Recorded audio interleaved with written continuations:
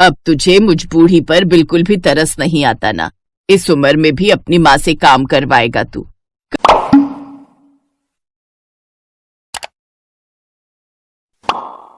कह चुका हूँ कि कौन लड़की अंडे बेचने वाली से शादी करेगी। मेरी नजर में है एक लड़की, माधुरी। दिखने में भी खूबसूरत है और अंडे खाने की भी शौकीन है, तो वो तुझसे शादी के लिए जरूर तैयार हो जाएगी। सच कहूँ तो मैंने तो उससे बात भी कर ली है और वो झट से इसके लिए तैयार भी हो गई थी। अब तो बस बात पक्की करना रह गया है। मोहित जब छोटा था तभी उसके पिता की मौत हो गई थी। उधर माधुरी अंडे की बेहद ही शौकीन थी, इसलिए उसने झट से इस रिश्ते के लिए हाँ कर दी। बस माँ, अब तो जल्दी से मेरा रिश्ता पक्का कर दो। मैं फिर कहती हूँ एक बार सोच ले, लड़का अंडे का काम करता है, लोग क्या कहेंगे। लोगों से मुझे क्या लेना देना माँ, मुझे उनकी परवाह नहीं। मैं बस इतना जानती हूँ कि अब तुम मेरा उससे ब्याह पक्का कर दो, और मुझे तो इस काम में कोई बुराई नजर नहीं आती। फिर माधुरी की मर्जी के आगे उसकी माँ की भी नहीं चलती और वो उन दोनों की शादी करवा देती है। ससुराल आकर तो मानो वो बेहद ही खुश हो जाती है। उसे तो जैसे मानो अंडा का खजाना मिल गया था, क्योंकि घर में अंडे की ढेर सारी ट्रे रखी हुई थी। वो पहले दिन से ही रसोई की कमान अपने हाथ में ले लेती है। अपनी पहली रसोई के दिन वो अपनी सास से कहती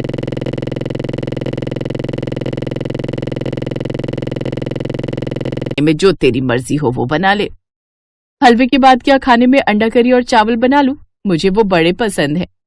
हाँ हाँ, तेरा जो दिल करे बना ले। तेरा मन अंडा करी खाने का है तो वही बना ले, हम भी वही खा लेंगे। जी ठीक है माँ जी। अब माधुरी रसोई में जाकर मन लगाकर पहले हलवा फिर अंडा करी बनाती है, फिर गर्मा गर्म रोटी के साथ उनको परोसती है। उसके हाथों की अंडा करी खाकर मोहित कहता है, सचमुच तुम्हारे हाथ की अंडा करी तो लाजवाब है। क्या कमाल की बनाई है तुमने। अब तू मान गया ना कि अंडे बनाने में बहू तुझसे कम नहीं है। मैं तो कहती हूँ तू इससे अंडा करी और चावल बनाना सीख ले। उस दिन सबने माधुरी की बनाई हुई अंडा करी खाई और उसकी खूब तारीफ की। लेकिन माधुरी थी कि उसे तो रोज ही अंडा करी खाने की आदत थी, लेकिन वो अपनी आदत से कैसे बाज आती। उसने अपनी सास से अगले दिन फिर अंडा करी बनाने की बात कही तो सास ने कहा, बहू तुझे अंडा करी चावल खाने का मन है तो तू खा ले, मैं और मोहित तो ये रोज रोज नहीं खा सकते। ऐसा कर तू अपने लिए अंडा करी बना ले, लेकिन हमारे लिए तो तू कोई सब्जी ही बना दे। हाँ हाँ, ये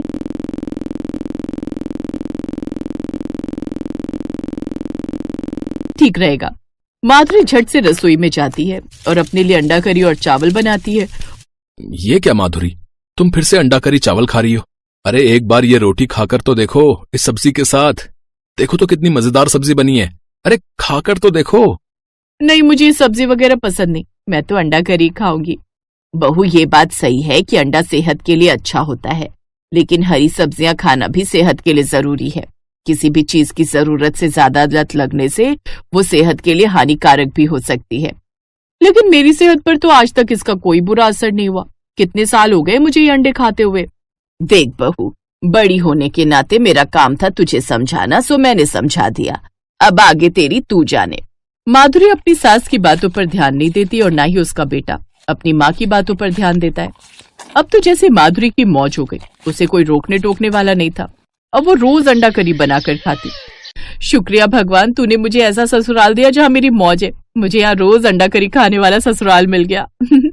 लेकिन कहते हैं ना, अति किसी भी चीज की हद से ज्यादा हो जाए तो बहुत बुरी होती है।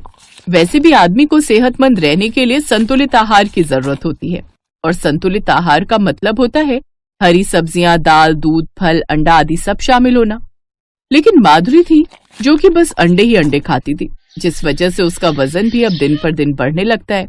उसका बढ़ता वजन देखकर उसका पति उससे कहता है, माधुरी मैं तुम्हें अंडे खाने से मना नहीं कर रहा, लेकिन रोज रोज अंडा खाने की जगह तुम कुछ और भी तो खा लिया करो ना।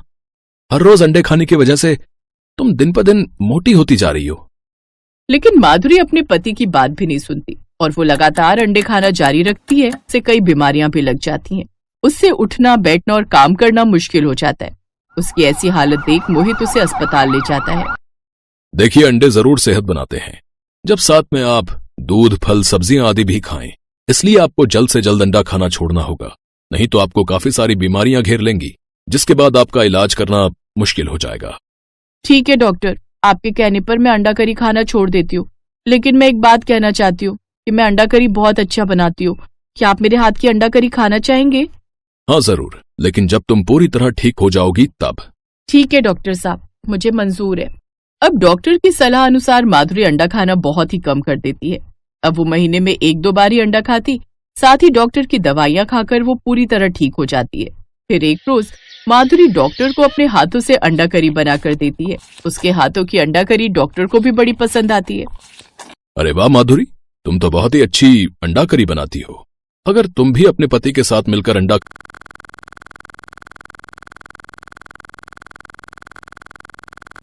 अच्छा लगता है, और अब वो भी अपने पति के साथ उसके ठेले पर अंडा करी बनाकर बेचती है, जिससे वो अब खूब कमाई करते हैं और वो अब खुशी खुशी एक साथ रहते हैं। नानकपुर गांव में आरती नाम की औरत रहती थी। वो गांव में लोगों के शादी ब्याह में जाकर खाना बनाया करती थी। आरती की एक 13 साल की बेटी शालू थी। आरती अपनी बेटी को पढ़ा लिखा कर कुछ बड़ा बनते देखना चाहती थी, इसलिए वो दिन रात मेहनत किया करती थी। एक रोज, आ गई माँ तुम? हाँ शालू, लेकिन आजकल शादियां नहीं है तो कहीं भी कोई काम ही नहीं मिला। कोई बात नहीं माँ, आप हाफ रही हो, पहले बैठ जाओ और थोड़ा आराम कर लो। सुबह की निकली हुई हो, अब थक गई होंगी, मैं आपके लिए पानी लेकर आती हूँ। पानी पिलाने के बाद शालू रसोई में जाती है और खाने की प्लेट लेकर बाहर आती है। भूल जाओगे सारे गम जब खाओगे शालू के हाथों के अंडा चावल। खाना देख आरती गुस्से में आ जाती है। क्या चाहती है तू शालू? इस घर में एक और नौकर? मैं पैसे जोड़ती हूँ कि तुझे ग्रेजुएट बना सकूं, लेकिन एक तू है कि जिसके हाथों से करछी बेलन छूटने का नाम ही नहीं ले रहा। क्या हुआ माँ? तुझसे कितनी बार कहा है कि तू बस अपनी पढ़ाई पर ध्यान दे, घर के ये सब काम रहने दिया कर। सॉरी माँ, मुझे लगा आप थकी होंगी तो आज मैं ही खाना बनाकर रख दूं। मेरी बच्ची अपनी माँ का कितना ख्याल रखती है। चल अब जल्दी से खाना खा लेते हैं। अगली सुबह आरती शालू से कहती है, अरे शालू, आज तुम्हारे स्कूल की छुट्टी है ना, तो तुम घर पर ही रहना और घर का ख्याल रखना। ठीक है माँ, लेकिन तुम कहाँ जा रही हो? आज फिर काम ढूंढने जाती हूँ, शायद कहीं खाना बनाने का कोई काम मिल जाए। ये कहकर आरती काम की तलाश में निकल जाती है। ये सब क्या हो रहा है और क्यों? अब बस बहुत हुआ, जरूरी नहीं कि पढ़ लिख कर ही बड़ा आदमी बना जाए। अब मैं अपना खाना बनाने के शौक को ही अपना काम बनाऊंगी और खूब नाम कमाऊंगी। मेरी मजबूरी ही अब मुझे मुकम्मल करेगी। शाम को जब आरती फिर खाली हाथ घर आती है तो शालू अपनी माँ से कहती है, माँ, आपने जो मेरी शादी के लिए थोड़े पैसे जोड़कर रखे हैं, क्यों ना हम उन पैसों से एक ढाबा शुरू करें? आप भी कब तक क्यों लोगों के घरों में जाकर खाना बनाने का काम करती रहेंगी? जो मेहनत हम दूसरों के लिए करते हैं वो मेहनत हम क्यों ना खुद के लिए करें? हम दोनों मिलकर उसको एक मुकाम तक लेकर जाएंगे। एक छोटी सी दुकान को बड़े से होटल में बदलना है मुझे। ना बाबा ना, लोग क्या कहेंगे कि बेटी के पैसों को खाकर ढाबा खोला इसने। मैं तो कहीं मुंह दिखाने लायक नहीं रहूंगी, और गांव में तो वैसे भी 2 ढाबे वाले हैं ही, फिर लोग अपने ढाबे पर ही क्यों आएंगे? माँ, तू समाज और लोगों के बारे में कितना सोचती है। लोग हमें खाने को नहीं दे रहे हैं, और रही उन 2 ढाबों की बात, तो उनको दाल चावल के अलावा बनाने ही क्या आता है? हम अपने हाथों के हुनर से इतना लाजवाब और स्वादिष्ट खाना बनाएंगे कि सबका मन जीत लेंगे, और फिर तुम देखना सब ग्राहक अपने ही ढाबे पर आएंगे खाने। हाँ हाँ ठीक है, पर तू साथ में अपनी पढ़ाई पर भी ध्यान देना। आरती शालू की शादी के लिए जमा रुपयों से एक ढाबा खरीद लेती है। शालू बेटा, हम लोगों ने अपनी जमा पूंजी लगाकर ये ढाबा खरीद तो लिया, पर अब हम इसमें ऐसा क्या बनाकर बेचेंगे कि हमारे ग्राहक बन जाए? माँ, अंडा चावल, और क्या? प्रोटीन से भरा अंडा चावल सबको गर्म रखेगा, और साथ में रायता और गुलाब जामुन बिल्कुल मुफ्त। शालू और आरती सब ग्राहकों को अंडा चावल के साथ पीने के लिए बूंदी रायता और मीठे में गुलाब जामुन परोसती हैं। सबको उनके हाथ का खाना बहुत पसंद आता है, और वो भी इतने कम दाम में। सचमुच शालू बेटा, तेरे हाथों में तो साक्षात माँ अन्नपूर्णा का वास है। भाई वाह, क्या स्वाद है तेरे हाथों में, वाह। हाँ आरती बहन, तू तो बड़ी ही भाग्यशाली है जो इतनी होनहार बेटी तुझे मिली है। धीरे धीरे गांव भर में उनका ढाबा बहुत मशहूर हो जाता है, और उनके यहाँ ग्राहकों की भीड़ लगनी शुरू हो जाती है। शालू और आरती की दुकान अब काफी अच्छे से चलने लग जाती है, जिससे दूसरे ढाबे वाले उससे जलने लगते हैं। उसकी सफलता देख बगल के ढाबे वाला मंगतराम कहता है, इन माँ बेटी ने मिलकर हमारे काम की वाट लगा रखी है। लगता है इन दोनों को मजा चखाना ही पड़ेगा। अगले दिन मंगतराम ने अपने 2 गुंडों जग्गू और कालू को शालू के ढाबे पर भेज दिया, जहां पहुंचकर वो दोनों शालू की माँ आरती से बदतमीजी करने लगते हैं और कहते हैं, अरे सुनो छमिया, अगर तूने जल्द से जल्द इस ढाबे को बंद नहीं किया ना तो इसका अंजाम बहुत बुरा होगा बे। ये सब क्या बेकार की हरकत है? मालिक का कहना है कि ये ढाबा तुम जल्द बंद कर दो, समझे? नहीं तो आगे का अंजाम तो तुम दोनों जानते ही हो। अपनी ये धमकी किसी और को जाकर देना, वरना एक ऐसा थप्पड़ पड़ेगा ना जग्गू। और कालू कौन है ये कोई पहचान भी नहीं पाएगा। रुको, अभी पुलिस को फोन लगाकर तुम दोनों की हेकड़ी निकालती हूँ। चल चल कालू, ये लड़की नहीं सचमुच में आफत की पुड़िया है। क्यों तू इन गुंडों से उलझती है? अगर इन्हें इनकी सही जगह ना दिखाओ ना माँ, तो ये सिर पर चढ़ जाते हैं।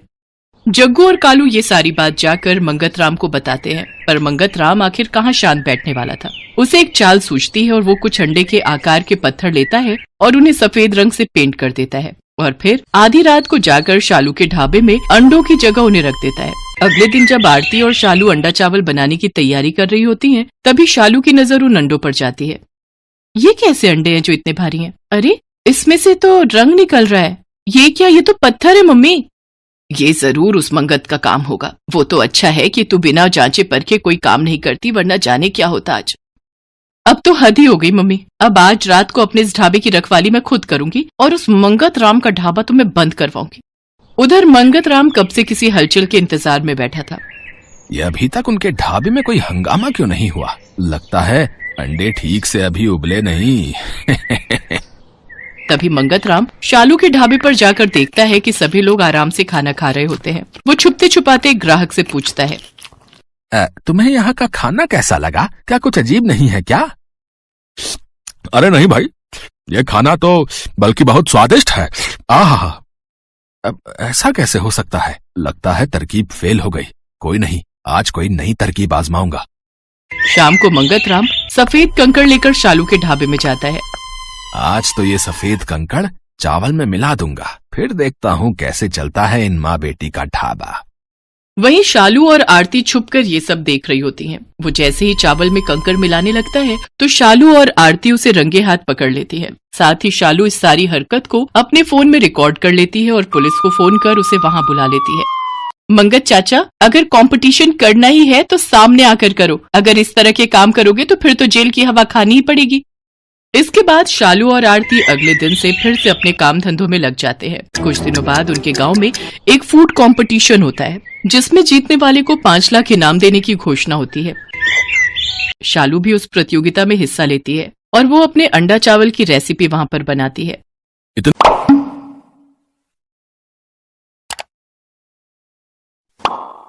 हो सकती है? नहीं साहब, ये अंडा चावल ही मेरा घर चलाता है और इसकी वजह से ही मेरा ढाबा गांव भर में फेमस है, इसलिए मैंने यही बनाना उचित समझा।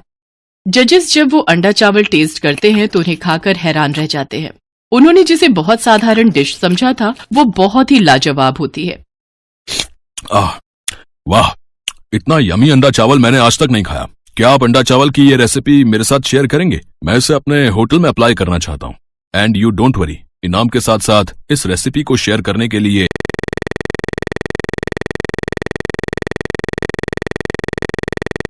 चलने लगता है। आरती और शालू के दिन बदल जाते हैं और अब वो उसी गांव में खुद का बड़ा सा होटल खोल लेती है और उसमें अपना अंडा चावल की डिश को उस होटल की स्पेशलिटी के तौर पर रखती है। धीरे धीरे शहरों से टूरिस्ट आकर उसके होटल में ठहरने लगते हैं और उसके यहाँ का फेमस अंडा चावल खाते हैं। साथ ही वो अपने होटल के खाने के रेट भी बड़े ही साधारण रखती है, जिससे कि टूरिस्टों के साथ साथ गांव वाले भी उसके अंडे चावल का स्वाद चख सके। इस तरह शालू और आरती अपने होटल को बड़े ही अच्छे ढंग से चलाती हैं। साथ ही शालू अपनी पढ़ाई पर भी पूरा ध्यान देकर क्लास में अच्छे नंबरों से पास होती है।